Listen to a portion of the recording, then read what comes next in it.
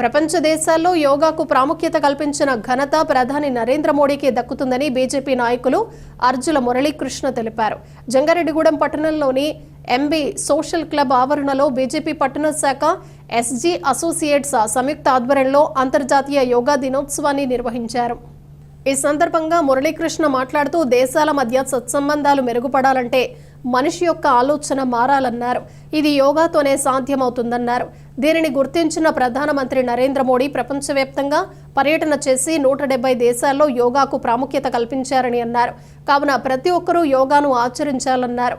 అనంతరం SG associates నిర్వాహకులు సీఎంఏ గణేష్ గుప్తా మాట్లాడుతూ సోషల్ క్లబ్ ఆవరణలో అంతర్జాతీయ యోగా దినోత్సవాన్ని నిర్వహించినందుకు సహకరించిన వారికి కృతజ్ఞతలు తెలిపారు. యోగా చేయటం ద్వారా వారి ఆరోగ్యాన్ని మెరుగుపరుచుకోవచ్చన్నారు.